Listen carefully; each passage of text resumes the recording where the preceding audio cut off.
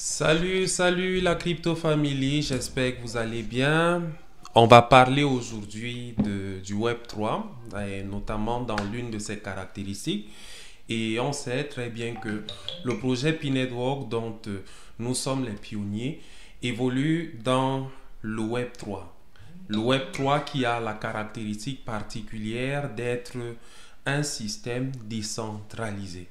La décentralisée est une caractéristique particulière du Web3 et en ceci, dans le projet P-Network, nous vivons ce phénomène de décentralisation sur l'aspect même de la définition de la valeur du Pi, la valeur de notre token, de notre coin qui est le Pi.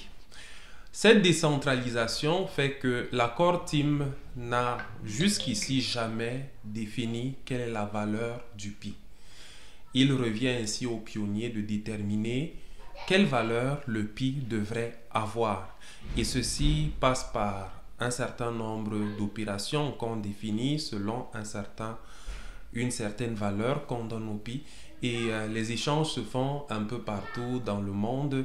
Certains le font au prix du GCV. En fait, la valeur dite du GCV. La valeur dite du GCV, c'est celle qui consiste à considérer que le Pi pourrait valoir 314 159 dollars. C'est très intéressant d'avoir cette perspective-là d'une valeur comme celle-là, mais il faut parfois examiner les paramètres qui peuvent favoriser qu'on parvienne ainsi à une telle valeur.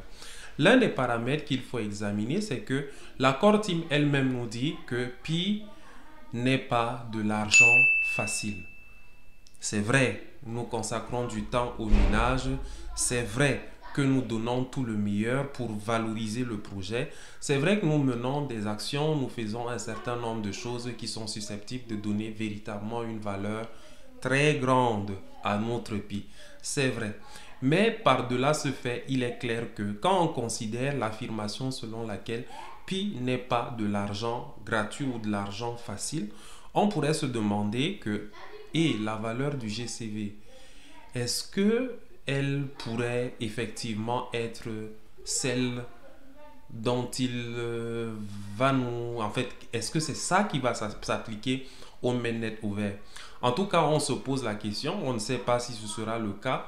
Tout dépend en tout cas des pionniers. C'est maintenant aux pionniers de déterminer si cette valeur doit s'appliquer ou pas. Comment ça pourrait donc se passer? Selon moi, ça pourrait se passer tel que dans la mesure de l'éducation de la communauté et dans la mesure de la confiance qu'on s'inspire les uns les autres que nous allons appliquer justement cette valeur, on pourrait y arriver d'une certaine façon. C'est-à-dire quoi?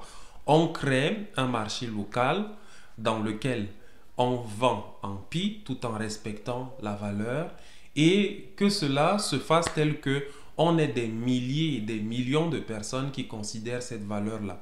De manière à ce que quand quelqu'un voudra entrer, il sera sous la contrainte de ce que les gens qui vont le lui vendre ne vont le faire que à la mesure d'un consensus qu'on a donc défini au sein de la communauté. Et maintenant, définir le consensus dans une situation où la Core Team elle-même ne dit rien et vous dit de définir vous-même la valeur, ça pose un véritable défi aux pionniers.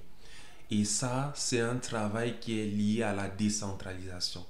C'est une chose qui est liée au Web3 et au fait de vous dire que vous-même définissez la valeur. Mais maintenant, il y a derrière ça des algorithmes, quand on parle de Pi, on parle du mécanisme de consensus aussi. Je pense que le mécanisme de consensus est lié au système de Stellar.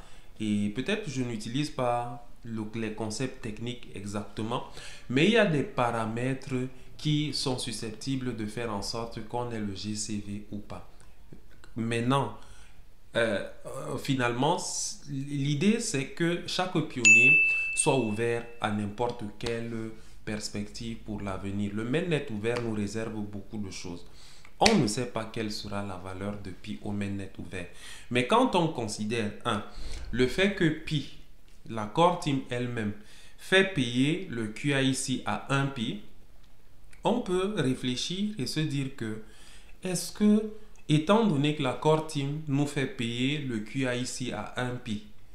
1 pi pour la vérification d'identité. Quand je prends par exemple le cas de moi qui suis au Cameroun, pour la procédure d'identification gérée par nos États, on paye à peu près dans les 5 000 dans toute la procédure. Pour une personne qui fait nouvellement sa carte, toute la procédure prend environ 5 000. Donc, ce n'est pas une procédure qui prend autant d'argent que ça, autant de valeur que ça. Donc, si la Core Team nous fait payer 1 pi pour une procédure de QIC, bon, ça peut nous donner une certaine idée de quelle valeur la Core Team accorde à pi par rapport à un certain nombre d'opérations qui pourraient être effectuées. L'un des autres faits, c'est qu'on a Fireside Forum. Fireside Forum qui est un réseau social qui est sur le mainnet, un réseau social Web3, sur lequel on peut déjà faire des dépenses en pi. Et dans le cadre des dépenses en pi, on dépense un Fireside pour un pi pour 100 Fireside. Donc en faisant la dépense, vous avez 100 Fireside et vous pouvez donc interagir sur le réseau social en réagissant aux publications, en faisant des commentaires, en faisant vous-même des publications et tout ça. Et vous dépensez donc en Fireside. Et en correspondance avec le pi, vous avez 100 Fireside pour 1 pi. Donc quand on évalue ça encore, on peut se poser la question, quelle pourrait être la valeur de pi pour la Core Team elle-même à ce stade-ci? Là maintenant, à côté, on peut compter aussi le fait qu'il y a plusieurs applications qui ont été développées par les développeurs de l'écosystème qui, eux également, par exemple, quand on prend Connect Social, Connect Social qui est une plateforme qui est promue aujourd'hui par la communauté, on voit aussi que on dépense 10 pi pour acheter, 100 Arteron, par exemple. Et on a autant de réalités comme ça qui nous font réfléchir et nous dire, bon, on a encore du chemin à faire s'il faut atteindre l'objectif du GCV. Bon, on ne sait pas ce que prévoit le smart contract de pi par rapport à la valeur, on va dire peut-être la valeur ultime, la valeur, le seuil de valeur de pi, on ne sait pas. Mais toujours est-il qu'on est quelque peu dans le fait des défis de cette décentralisation-là qui fait que la communauté doit définir elle-même donc la valeur de pi et on ne sait pas à quoi finalement on va aboutir. Donc, nous autres, on fonctionne avec le repère de CoinMarketCap. Mais est-ce que ce sera cette valeur qui va s'appliquer finalement? Je ne sais pas. On prend des risques. Peut-être que au final, au mainnet ouvert, la valeur de pi sera de, je sais pas, 0,5 $. Peut-être qu'elle sera de 1 $. Peut-être qu'elle sera de 1000 $. Peut-être qu'elle sera de 314 159 $. Vraiment, je ne sais véritablement pas. Et il ne faut pas promettre pour après faire face à les déceptions liées au fait que nous avons dit que la valeur est telle et finalement la réalité vient se passer autrement.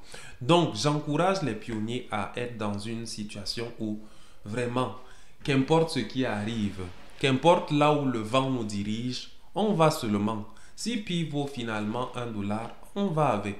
Si pi vaut finalement plus qu'un $, ou bien vaut 314 159 $, tout ça, c'est bon.